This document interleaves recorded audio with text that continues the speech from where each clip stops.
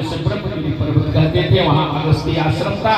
भगवान वहां गए, अस्थि समूह देखी रघुराया, हड्डियों का ढेर देखा।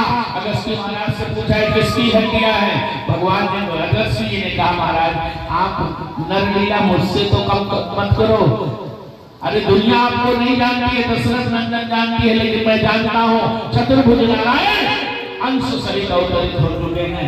इसलिए आप मुझसे पूछ रहे हो किसकी हड्डियां हैं? क्या आपको नहीं मालूम है? मारे निश्चल सकल मुनि खाए, सुन रघुवीर नयन जल छाए।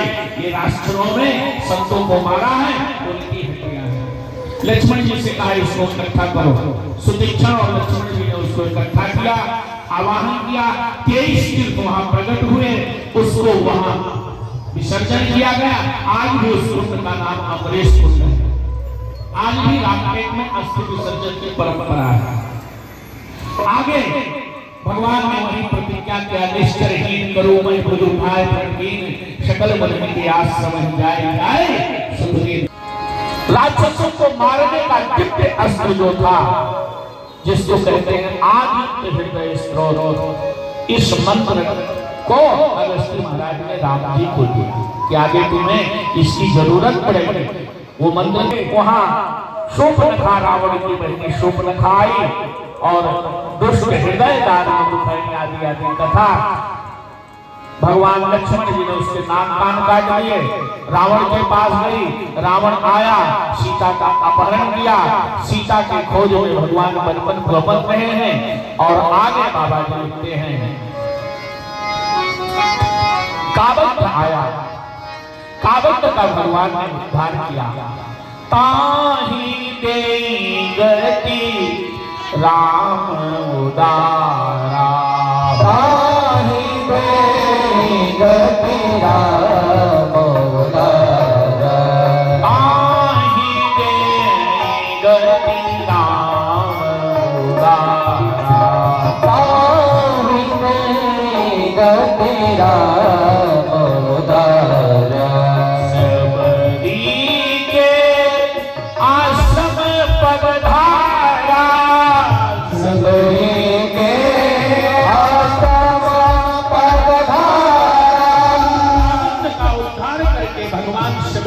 के आश्रम में आए हैं। एक बात मैं स्पष्ट आप लोग को बता दूं, श्री रामचरितमानस में 2 लोगों के नाम का पता नहीं है। बाकी लोगों को पता हो मुझे नहीं, क्योंकि मैं केवल रामचरितमानस पढ़ता हूं। इसलिए रामचरितमानस में 2 लोगों का नाम नहीं है। एक भक्तराज केवट का नाम है, केवट बोल करके ही सारा काम होगा। और माता शबरी का, राजा शबर की बेटी थी, भील जाति की थी। तो कुछ लोग भिलनी कहते हैं, कोई शबरी कहते हैं, लेकिन आज तक मुझे भी शबरी मैया का नाम पता नहीं। और मैं आपको बोलता हूं, नाम अगर सार है तो केवल भगवान का नाम ही सार है, बाकी नाम तो काम चलाने के लिए। एक बिटिया थी, उसका विवाह हुआ, संजोग से उसके पति का नाम ठनठनपाल। ससुराल आई, अब जहां जाए तहां लोग ठनठनपाल की बहू आ रही, आज ठनठनपाल की बहू, उसको बड़ा बुरा लगा। ठनठनपाल की बहू आ रही। एक दिन अपने पति से कहा कि ये आप नाम बदल दो। उसने कहा क्यों? बोले मैं जहां जाते हैं तहां लोग यही कहते ठनठनपाल की बहू आ गई, ठनठनपाल की बहू। अरे बोले पगली, नाम से क्या लेना देना है? नाम तो काम चलाने का है, रहने दो। एक दिन पत्नी क्रिया चरित्रम पुरुषस्य भागम दयो न जानम कुतो मनुष्य जिद प्यारी, कि अगर नाम नहीं बदलोगे तो मैं घर छोड़ के चली जाऊंगा।